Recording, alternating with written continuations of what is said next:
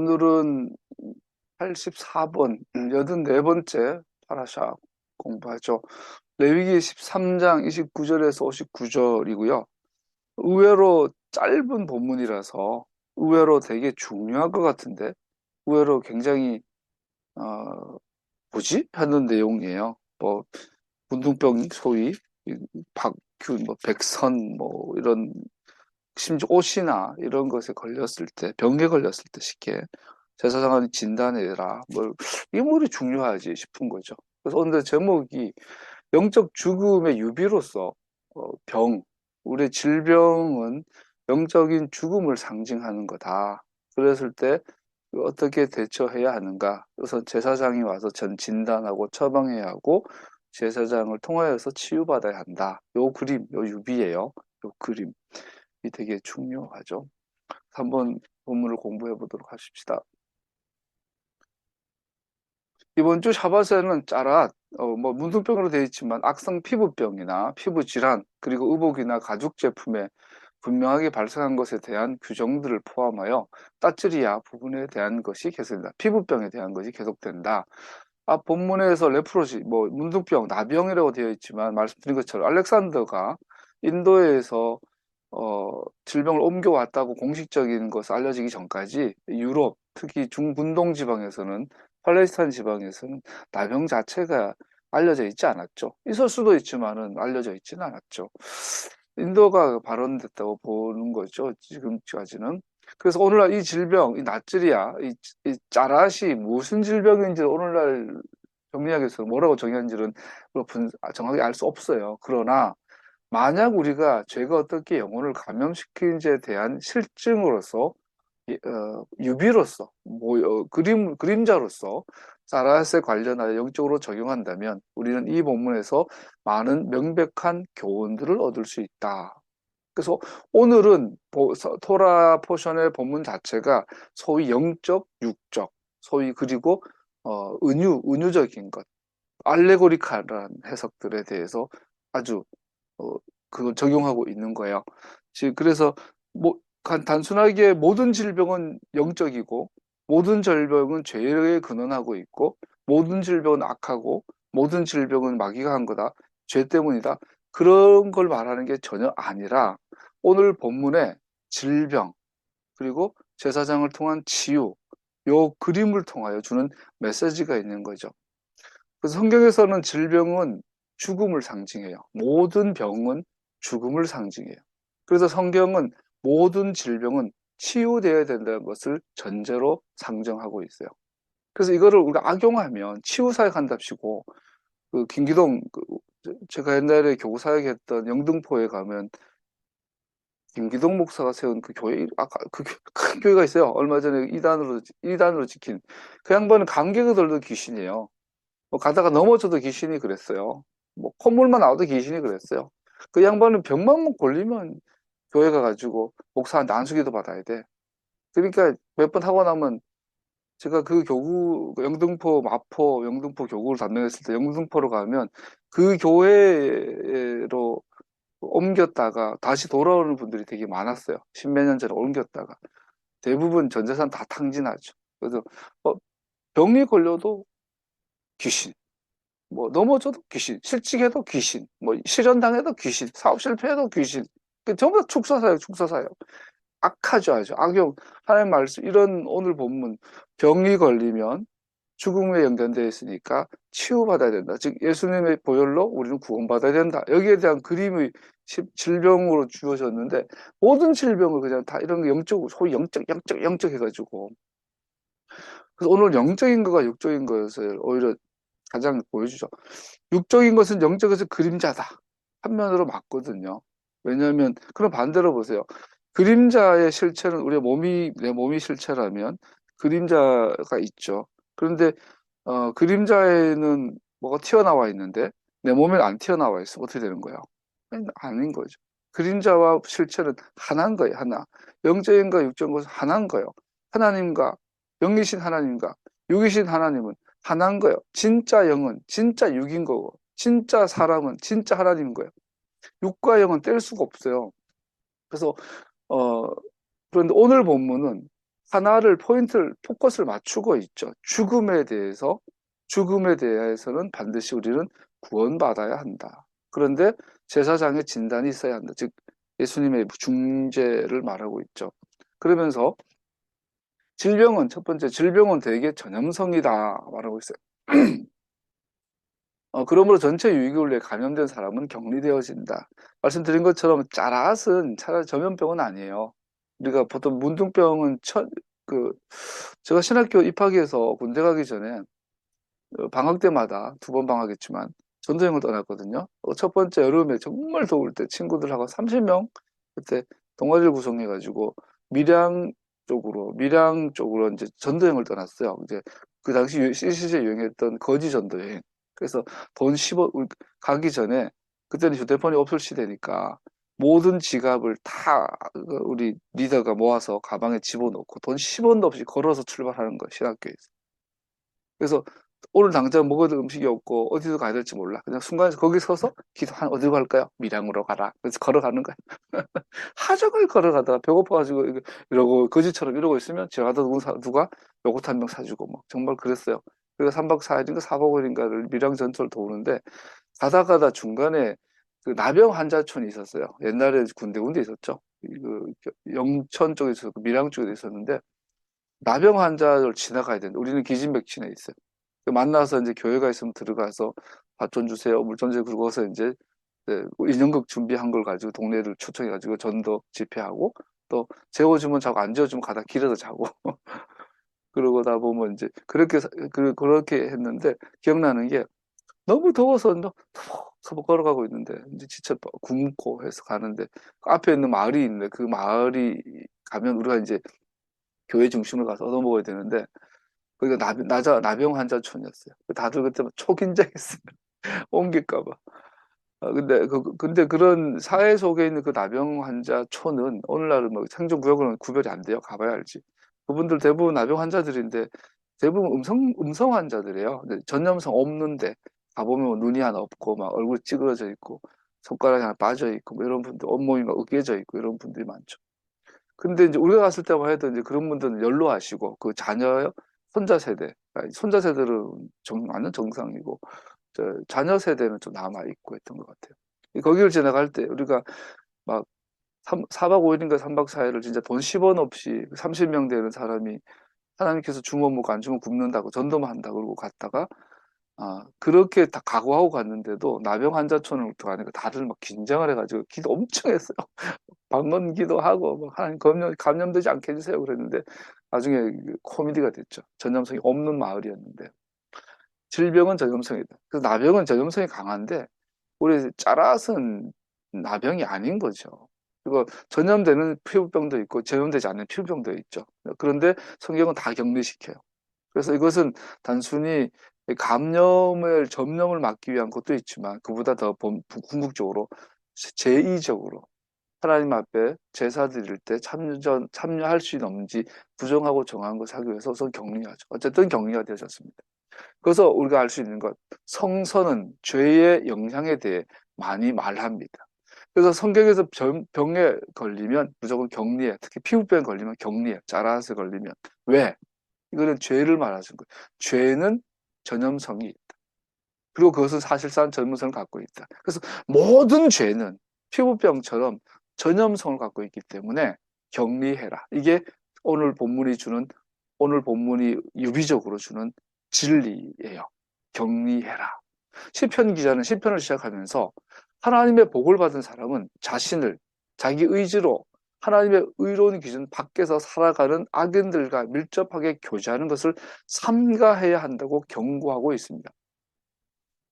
같이 읽어볼까요? 시작. 복 있는 사람은 악인의 꾀를 따르지 아니하며 죄인의 길에 서지 아니하며 오만한 자의 자리에 앉지 아니하며 오로지 주님의 토라를 즐거워하며 밤낮으로 토라를 묵상하는 사람이다. 그는 시냇가에 심은 나무가 철따라 열매를 맺으며 그 잎이 시들지 아니함 같으니 하는 일마다 잘 될 것이다. 그러나 악인은 그렇지 않으니 한낮 바람에 흩날리는 쭉정이와 같다. 그러므로 악인은 심판받을 때에 몸을 가누지 못하며 죄인은 의인의 모임에 참여하지 못한다. 그렇다.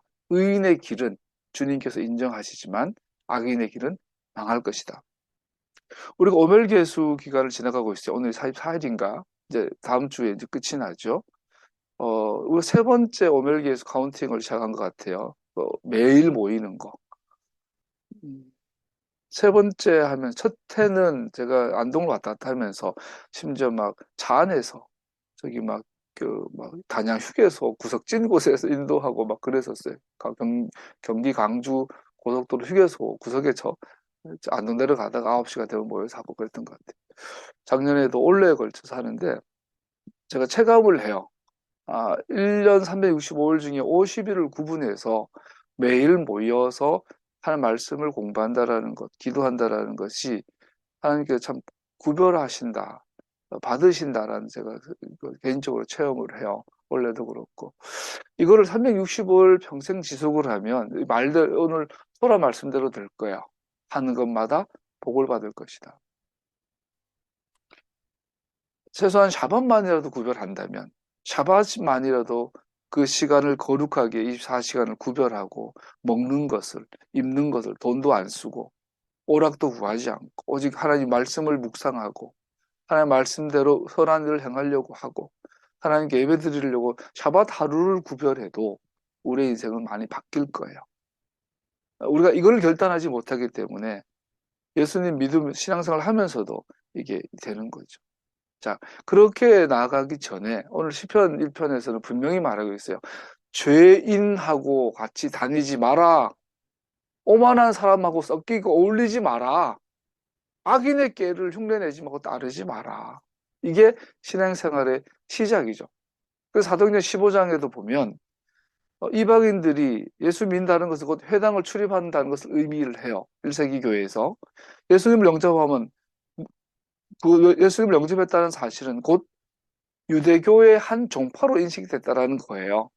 그러니까 그들에게 모세의 자리에 앉은 자들에게 매주 토요일마다 안식일날 가서 배워라 토라를. 그런데 당장은 니들이 끊지 못하겠지만 당장 끊어야 될 건 네 가지가 있다. 우상 숭배하는, 우상에 절하는 거, 우상에게 드려진 코셔가 아닌 고기를 먹는 거, 뭐 음행 뭐 이런 것들은 지금 당장 끊어라.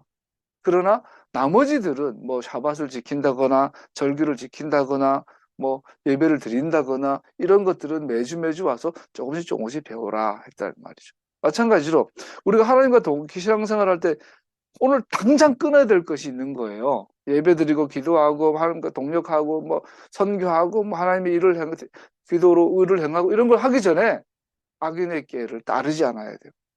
죄인의 길을 서지 말아야 돼요. 오만한 자리에 앉지 않아야 되는 거지. 그러고 나서 주님의 토라를 즐거워하고 묵상하는 것이로 나아가야 되는 거죠. 즉 하나님의 복을 받은 사람은 자신을 자기 의지로 하나님의 의로운 기준 밖에서 살아가는 악인들과 밀접한 교제하지 말라는 게 아니에요. 우리가 사회생활을 하면서 저 새끼 거짓말쟁이고 사기치는 놈인 줄 알지만 딱 끊어버릴 수 없는 경우가 많이 있잖아요. 직장생활하는 게. 내 옆에 있는 과장이, 대리가, 동료 사원이 얘가 바람 피운 놈이고 밖에서 나쁜 짓 하는 거 알지만 당장 같은 사무실에서 앉아야 되는데 회사를 관두기 전에 어떻게 매일 모른 척하고 있냐고. 같이 업무를 분담을 해야 되는데. 근데 이제 나오잖아요. 밀접하게 교제하는 것을 삼가야 한다. 학교 안에서도 좋은 친구가 나쁜 친구가 있어요, 분명히. 또 좋은 놈도 나쁜 짓 할 때가 있고 나쁜 놈도 가끔 좋은 짓 할 때도 있어요. 삼가야 한다. 그들은 악인, 죄인, 오만한 자들입니다. 하나님의 복을 받은 사람들이 이러한 종류의 사람들과 밀접한 관계를 맺는 것에서 자신을 삼가해야 하는 이유는 그러한 사람들과 밀접한 교제는 하나님과 멀어지도록 영향을 미치고 죄를 향하게 하기 때문입니다. 제가 철없을 때는 자신만만했어요. 나는 안 그럴 거야. 나는 세상이 아무리 그래도 나는 물어 안 들 거야. 전혀 그렇지 않아요. 모든 인간은 반드시 누군가 영향을 끼치고 누군가의 악인이고 누군가의 죄인이 될 수도 있고 모든 인간은 누군가에게 반드시 영향을 받게 돼 있어요. 환경의 영향을 받는 존재가 인간이죠. 저는 땅에 침 뱉는 걸 혐오하거든요. 특히 담배 피우면서 땅에 침 뱉는 것은 정말 인간 취급을 안 해요.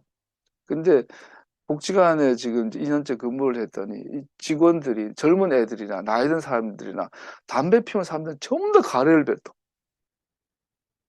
와, 나 정말 싫거든. 그거 밥 먹고 난 직후 항상 그러더라고.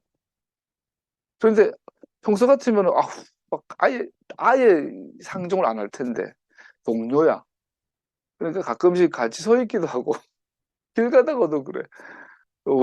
막 속으로는 막 덧정없죠. 영향을 받게 되어 있어요. 영향을 받게 되어 있어요. 좀 더 확장을 해보면요. 여러분, 우리나라 어제 뉴스는 어제 새드라이 너무 충격적이라서 내용을 좀 봤는데 충격적인 내용이 있더만요. 우리나라의 3, 40대, 2, 30대의 젊은 친구들이 돈을 벌지 않는 친구들이 그렇게 급증하고 있다네요. 더 심각한 건 4, 50대에 일을 하고 돈을 버는 사람보다 이 30대에 일 안 하고 돈 버는 사람의 비율이 더 높아졌대요. 이게 나라의 말세기적 현상이죠. 우리나라가 망해가고 있어. 이 30대 아이들이 돈을 안 벌어요. 그럼 어떻게 살죠? 부모 등골 빼는 거죠. 그리고 꿈이 없죠. 돈 벌어서 뭐 해? 죽어라고 돈 벌어봐야 집 한 채를 사냐, 내 원하는 차를 사냐, 하고 싶은 일을 할 수 있냐, 놀러 다닐 수 있냐, 뭐. 그게 이제 보이니까 애들이 그 열로 그냥 즐기자, 해라, 데이야, 하세라, 세이야, 그러고 이제 좋은 차, 뭐, 예쁜, 뭐, 인스타그램 뿌리고 나라가 망국을 향해 가고 있어요. 또 하나 심각한 건, 어, 프랑스 같은 경우에 결혼을 안 한대요. 젊은 애들이. 근데 놀라운 사실은 결혼 비율은 가축 주는데 프랑스는 아이라는 뭡니까? 유아 출생률도 올라가고 있대요. 그 말은 100명, 10명의 아이를 낳으면 100명의 아이를 낳으면 프랑스에서 젊은 남녀가 아이를 낳으면 그중에 64%, 65%, 64명, 5명 정도는 결혼하지 않은 혼외자들이래요. 프랑스여가 지금. 그래서 결혼해서 아이를 낳는 비율보다 결혼 안 하고 동거를 하거나 그냥 뭐 즐기다가 애를 낳아서 낳는 애는 갖고 싶고 결혼하기 싫고 그래서 애 낳는 비율이 64, 5%까지 갔대요. 프랑스가. 우리나라는 다행히 혼외자가 3% 미만이래요. 이걸 다행이라고 할 수는 없어요. 숨기는 거고. 근데 우리나라도 그렇게 가고 있죠. 전 세계 추세가 젊은 애들이 결혼해서 뭐해? 돈 벌어서 뭐해? 놀고 즐기자. 그런데 욕망은 남아있으니 성적인 욕망은 풀어야 되니 술집에서 결혼은 안 하고 책임지기 싫으니 또 애를 낳고 싶다라는 욕망은 있으니 사유리 이게 천연대 애 낳았잖아요. 그래서 그, 그 정자 기증 받아가지고 그래서 애는 낳고 싶은 욕망이 자기 욕망이잖아요. 그래서 그래놓고 이제 이런 욕망 덩어리들로 남아있는. 지금 전 세계가 이런 인간의 욕망이 최우선되는 이런 사회로 가고 있는 이 환경에서 과연 여러분과 저도 하나님의 길로 갈 수 있을까? 삼가라. 반대로 복 있는 사람은 하나님의 말씀을 즐거워하고 그것에 삶의 초점을 맞추고 삽니다. 밤낮으로 묵상합니다. 인간의 과학 기술은 앞으로 남자와 여자의 기준을 없애버릴 겁니다. 남자와 여자의 기준을 없애고 성적인 욕망만 해결하면 되는 곳으로 나가게 될 것입니다. 이번 최근에 테슬라에서 만든 로봇 봤죠? 섬찟하죠. 어마어마하게 발달했어.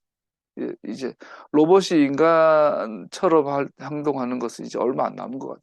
실제로. AI가 있어요. 우리의 뇌를 조작할 수 있고, 우리의 뇌의 기술 다운받았다가 저장했다가 옮길 수도 있고, 세포는 노화하지 않는다. 여기에 착한데 수많은 의료 기술들이 나오고 있고요.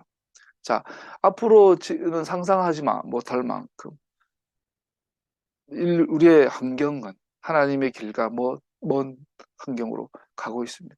지금 우리가 하나님의 토라를 소중히 여기고 하나님의 샤밧과 절기를 소중히 여기지 않는다면 보전, 샤마르, 킵하지 않는다면 가드하지 않는다면 우리는 반드시 멸망하게 될 것입니다.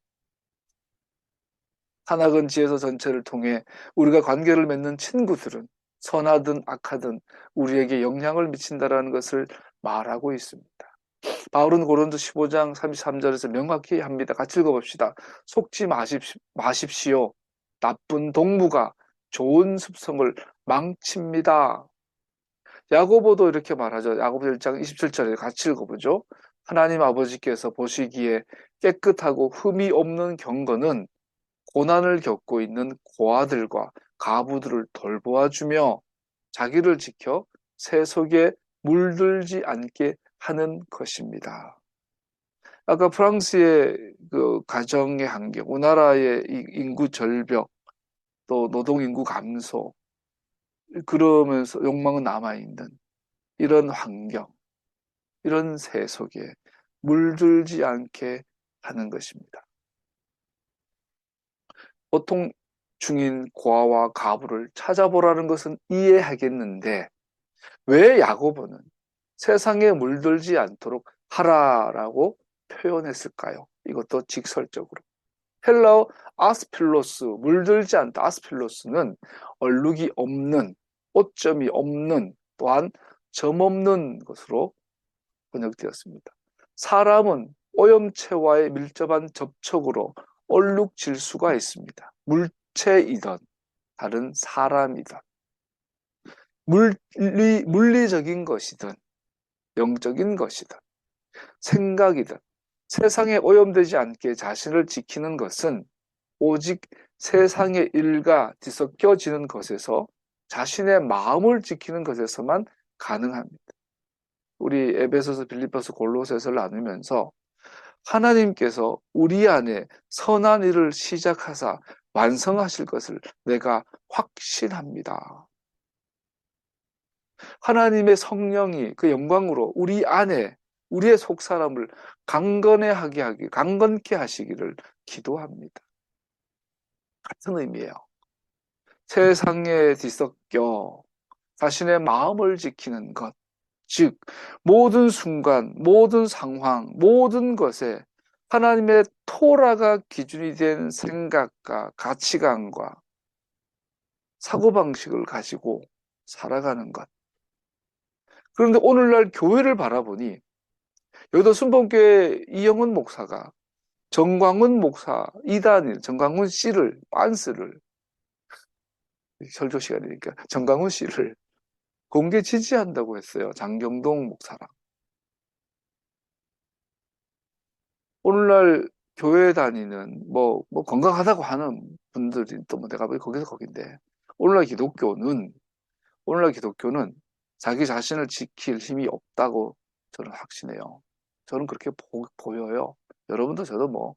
근데 유일한 희망은 토라로 도로 리턴 투 토라예요. 리턴 투 토라는 성경을 읽고 가르친 것만이 아니라 절기를 지키는 것을 같이 가야 돼요. 이것이 샤마르, 지키고 보존하는 이유죠. 여러분과 제가 메시아닉교로 전향해서 제대로 하는 건 아무것도 없지만 읽어야라고 붙잡고 가는 이유 중에 하나죠. 아, 이것만 내려놓으면 좀 편하게 살 텐데 이걸 붙잡아야 되니 머리를 많이 써야죠. 우리. 요한일서 2장 15절 같이 읽어보죠. 여러분은 세상이나 세상에 있는 것들을 사랑하지 마십시오. 누가 세상을 사랑하면 그 사람 속에는 하늘 아버지에 대한 사랑이 없습니다. 세상을 사랑한다는 것은 우리의 육체의 악한 경향을 만족시키므로, 욕망을 만족시키므로 올무에 빠지게 하는 세상이 주는 즐거움의 질병에 감염되는 것을 의미합니다. 세상을 사랑하는 것은 하나님과 그의 나라에 반대하는 일에 우리의 시간과 자원, 힘을 사용하는 것을 의미합니다. 두 가지를 이야기하고 있어요. 세상을 사랑한다는 것은 욕망에 충실한 것, 또 세상에 주는 즐거움에 감염되는 것. 사밧을 지키는 것은 번거로울 수 있어요.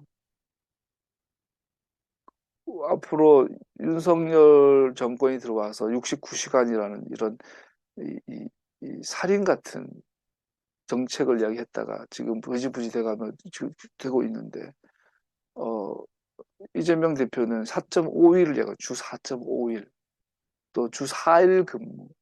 앞으로 우리가 저는 그렇게 할 거라고 봐요. 주 4일이나 주 4.5일로 가면 정권이 바뀌고 하면 그러면 금요일, 토요일, 일요일 온전히 쉴 수 있어요. 그러면 정말 놀기가 너무 좋죠. 그런데 금요일 저녁부터 토요일 저녁까지 딱 걸려 있어요. 얼마나 번거롭겠어요.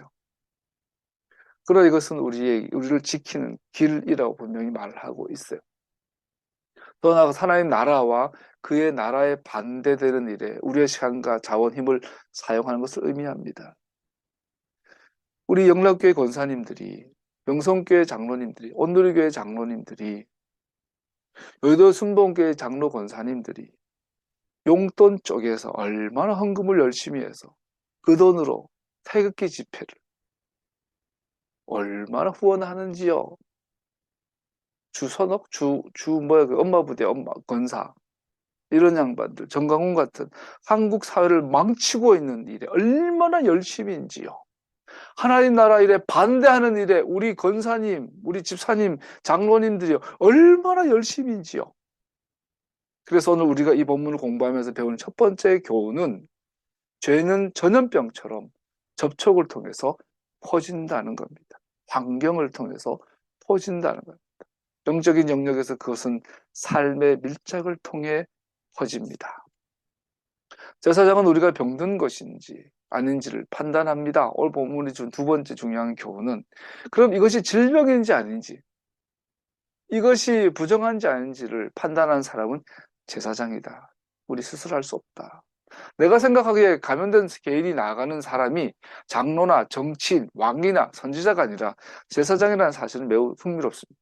만약 주님께서 우리에게 무언가 중요한 영적 교훈을 주시고자 하지 않으셨다면 왜 그는 우리에게 이 그림을 주셨겠습니까? 만일 질병과 그것을 공동체 내에서 다루는 방법이 영적인 질병과 그것의 치유에 대한 그림이라면 그럼 제사장이 그것을 진단하고 판단하는 것은 중요합니다. 아까 첫 번째 제목이 영적 죽음의 유비로서 질병이라고 그랬어요. 그래서 오늘 본문에서 질병, 제사장의 진단, 처방, 회복 이 그림은 공동체 내에서 영적인 질병과 치유에 대한 그림이라면 그러면 제사장은 그것을 진단하고 판단하는 것은 매우 중요하다고 하고 있습니다. 다른 사람이 아니라 제사장. 이것은 중요합니다. 백성을 등지고 하나님을 향하여 선 제사장은 죄인과 하나님 사이의 관계를 회복하는 것에 영향을 끼치는 사람입니다.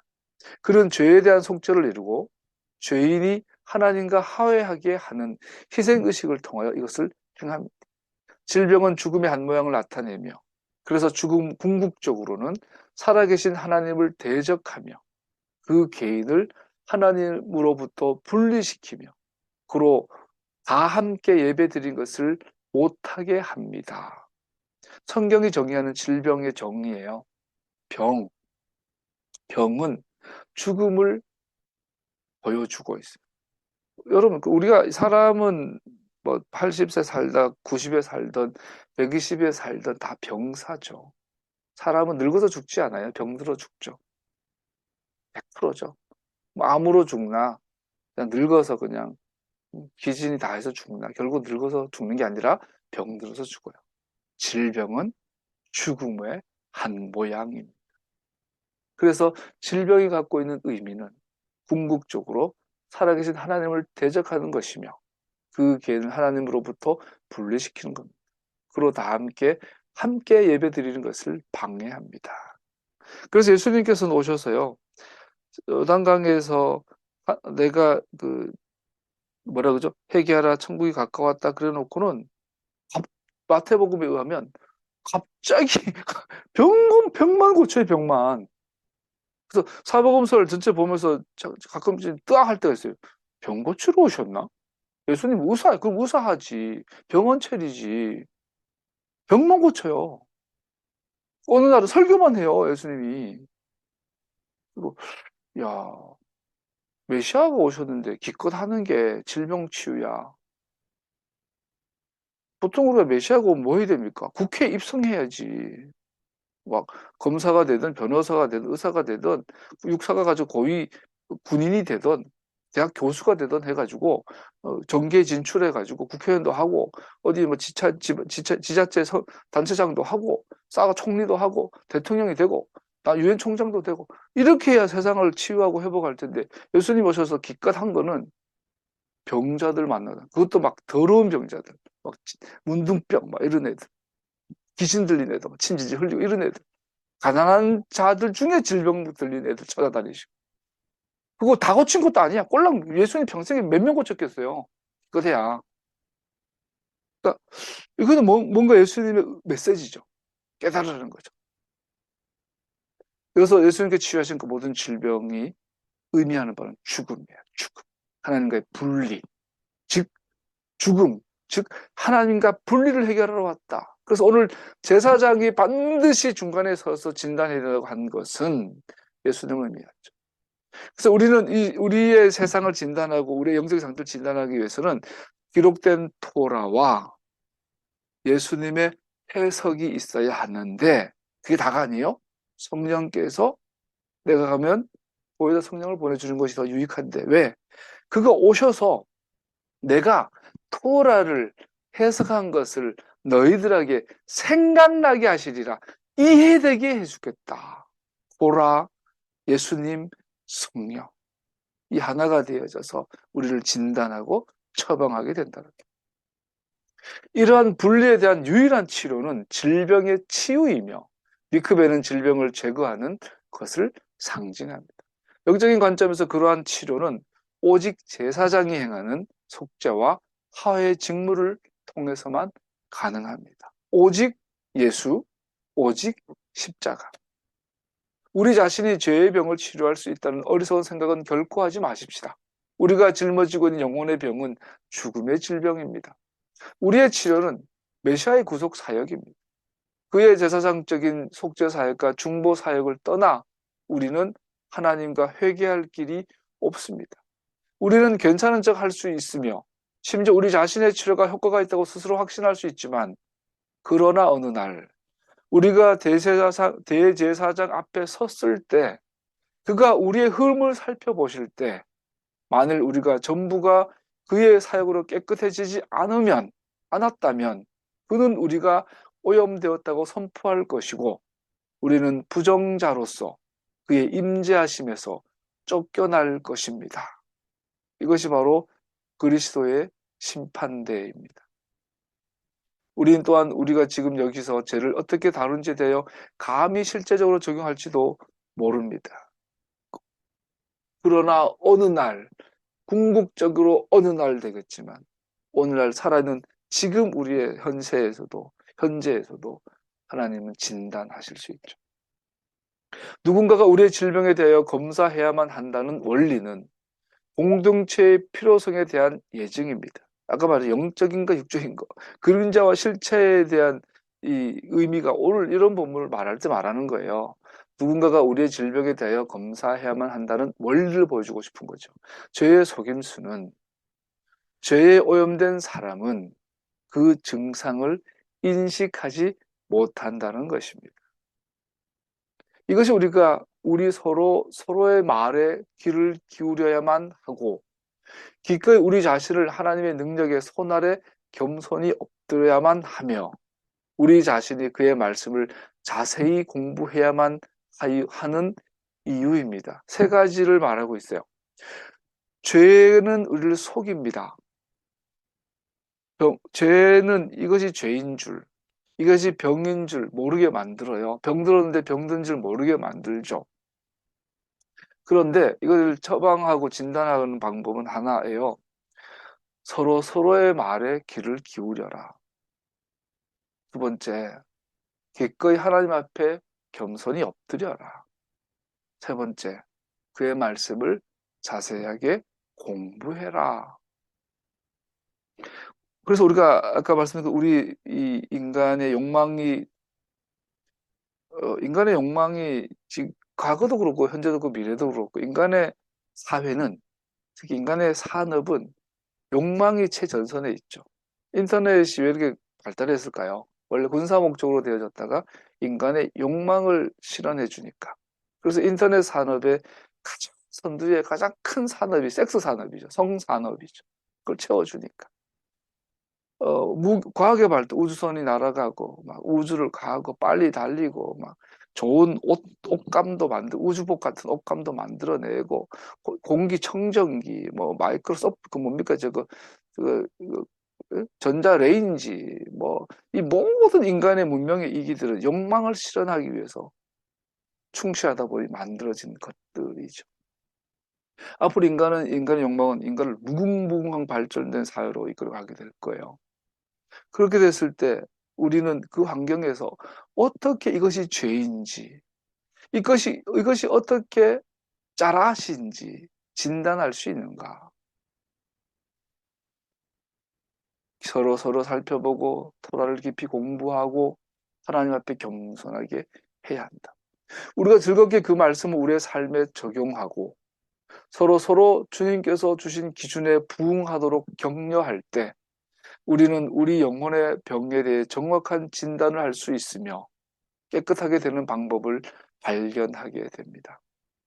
우리는 우리가 병자라는 것을 받아들여야만 할 뿐 아니라 하나님의 기적적인 치료를 가능하게 하는 유일한 길을 받아들여야만 합니다. 여러분과 저는 내가 병자라는 것을 인식해야 한다. 지난주 공부한 것처럼 여자아이를 낳으면 66일, 남자아이를 낳으면 33일 부정하니. 왜 부정한가? 아이를 낳는 것이 왜 부정한가? 출혈하니. 출혈은 곧 죽음을 상징하니. 여자의 생리처럼. 그래서 출혈은 죽음, 죽음은 부정. 반드시 정결례를 행해야 한다. 즉 인간은 태어나면서부터 죽어가는 존재. 아이가 태어나면 너무 예쁘잖아요. 정말 미치도록 예쁘다고 하더라고요. 근데 그 실체를 알면 섬뜩하죠. 얘는 죽을 거야. 너무 예쁜데 얘는 언젠가 죽을 거야. 그리고 나이 15, 18까지는 와, 생명 자체야. 생동감 자체야. 근데 20살, 25이 넘어가면 노화가 시작이 돼. 그렇게 탱글탱글하고 예쁘던 피부가 이제는 관리를 안 하면 주름져 가고. 제가 오늘 아침 세수를 하다가 그 세면대에 내 손이 있는데 문득 요즘 돋보기를 안 끼면 안 보이니까 돋보기를 끼고 세수를 한 거예요. 돋보기 끼고 내 손을 자세히 봤더니 아직은 쓸만한데 내가 20대의 내 손을 기억이 나면서 정말 많이 늙었구나. 아직 내 손이 탱글탱글한데도 이 30대의 내 손하고 비교해 봤더니 많이 노화가 됐더라고요. 이 피부가 재생이 안 되는 거죠. 죽어가고 있는 거.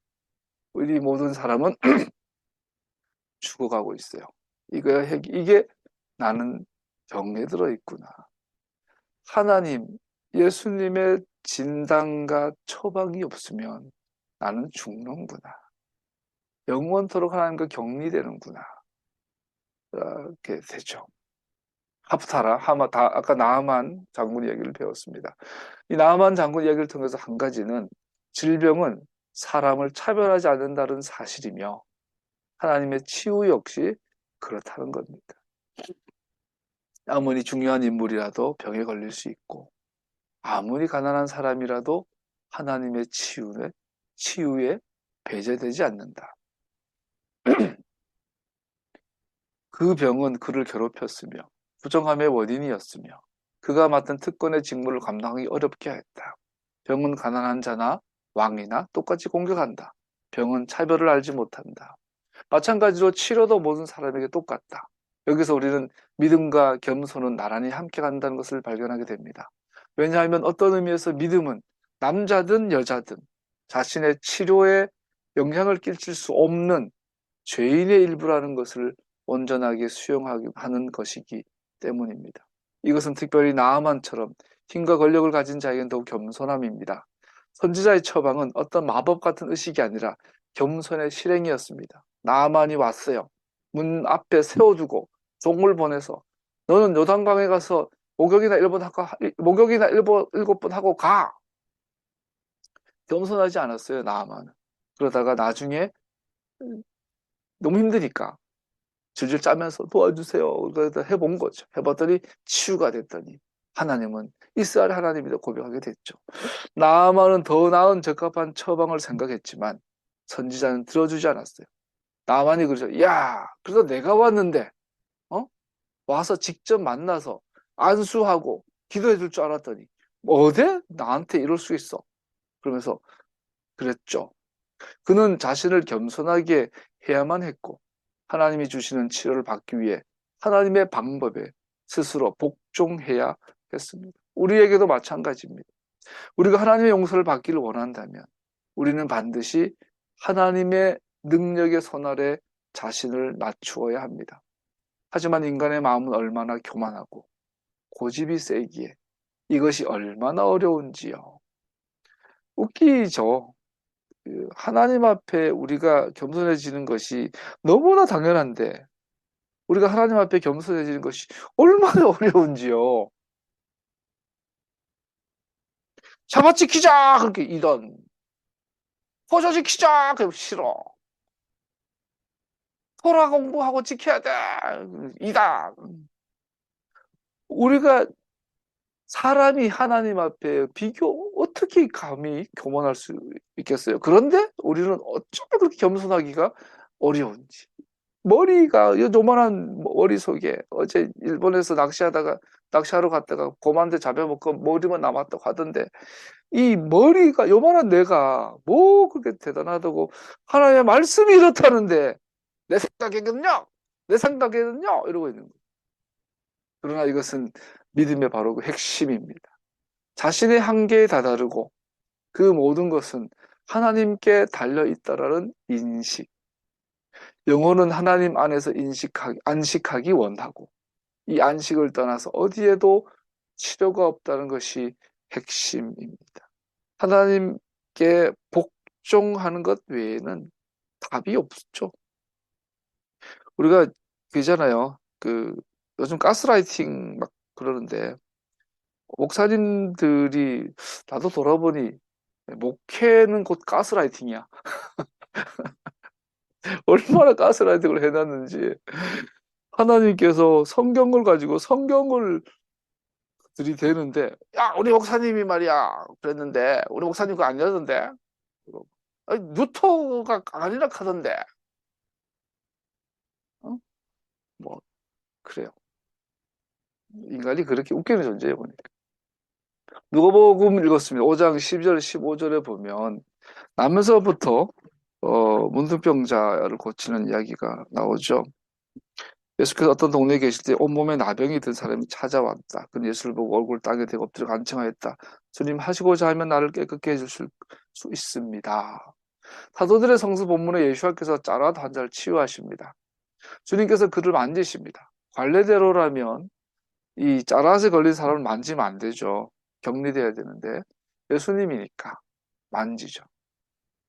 그리고 그의 만지심으로 그 남자를 깨끗케 함으로 통상적인 부정함의 유추를 바꿔버렸어요.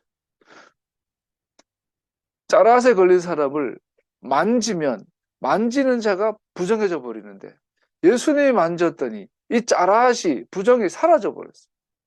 여기서 다시 한번 우리는 질병이 주는 그림의 상징적인 실체, 즉 구주의 만지심이 치유이다는 것을 보게 됩니다. 예수님의 만지심이 치유이다라는 걸 보여줍니다. 이것이 오늘 짜랏 제사장 이 레위기에서 주는 이 그림자가 주는 실체를이죠. 그러나 예수와께서 그 사람에게 행하라 명하신 것에 주목하죠. 그래서 그런 주목하는 건 부정을 고치고 치유하신 것이 중요한데 예수님께서 하신 말씀 중에 14절 예수께서 그 사람에게 아무에게도 말하지 말라고 명하시고 이렇게 말씀하셨다. 하나님이 말씀하셨다고 가서 제사장에게 내 몸을 보이고 네가 깨끗하게 된 것에 대하여 모세가 명한 대로 예물을 드려서 사람들에게 증거로 삼아라. 토라가 폐해졌나요? 예수님은 이단이네. 토라 지키라고 그러고 있는데 토라를 지킴으로 증거 삼아라고 하고 있는 예수님은 이단이네. 그 사람은 토라를 따라야 했고 그의 나음을 위해 희생 제물을 드려야 했어요. 오늘날 그러잖아요. 아, 예수님이 십자가에서 모든 의를 완성하셨는데 희생 제사는 필요 없어. 그렇게 교회에서 주장하고 가르치는데 그 말이 이단이에요. 진짜 이단이에요. 아니, 그 말은 예수님의 희생으로 우리가 죄에서 구원받았다면, 그렇기 때문에 제사를 드릴 필요가 없다면, 그렇다면 예수님께서 십자가에 달려 희생되시기 전에 드렸던 레위기 제사는 우리를 죄에서 구원한다는 이야기잖아요. 십자가 외에 구원이 있다는 얘기잖아요. 그 이단 아니에요, 그거. 교회에서 가르치는 반토라 대체신학 소위. 그것은 이단이라고, 이단. 토라가 폐해졌다고 말하는 것은 이단이라고요. 인과관계에 있어서 죄의 질병으로부터 진정으로 자유케 되는 마음은 구원하신 하나님께 제물을 기쁘게 바치는 것보다 더 확실한 것은 없습니다. 예수님께서는 예수님의 말씀에 순종하고 치유받은 그 증거로 제사 드려라. 또 그 제사를 드림으로 그 치유받은 사람은 자기 평생에 하나님의 행하심에 대한 확실한 증거로 기억하게 되겠죠. 여기서 오늘날 우리에게 유행하는 인간 중심의 복음, 구원은 하나님의 영광을 위한 것보다 우리를 위한 것이라고 가르치는 복음의 반전을 보게 됩니다. 은연중에 교회에서는 구원은 우리를 위하여 예수 십자가에 달려 죽으셔 나를 위하여 나를 위하여 나를 위하여 존재한다고 생각을 해요. 그러나 토라는 그렇잖아요. 하나님의 영광을 위하여 우리를 구원하셨다. 우리를 치유하셨다고 말씀하고 있죠. 말씀 마무리하죠. 뭐 이거 내 말씀 정리 안 했네. 우리는 근본적으로 치유받은 것이 아닙니다.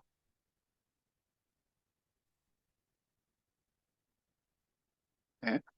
우리는 근본적으로 치유받은 것이 아닙니다. 그래서 질병의 고통으로부터 자유로울 수 없습니다. 우리는 궁극적으로 치유받지는 않았어요. 우리는 아직 이 세속 가운데 살아야 하는 존재니까요. 그러나 가장 확실하게 우리의 치유는 큰 기쁨과 평화, 그리고 강력한 죄가 야기시키는 질병의 고통으로부터의 자유를 우리 영혼에 가져다 줍니다. 그러나 우리는 하나님께서 처음에 우리 의도하신 존재로 회복되고 처음에 의도하신 것을 행하게 하기 위해서 우리는 치유를 받은 것입니다. 우리는 그의 선택하신 백성이 되었고 그의 뜻을 행함으로 그의 영광의 빛을 비추며 하늘에서처럼 땅 위에서 그의 이름이 거룩히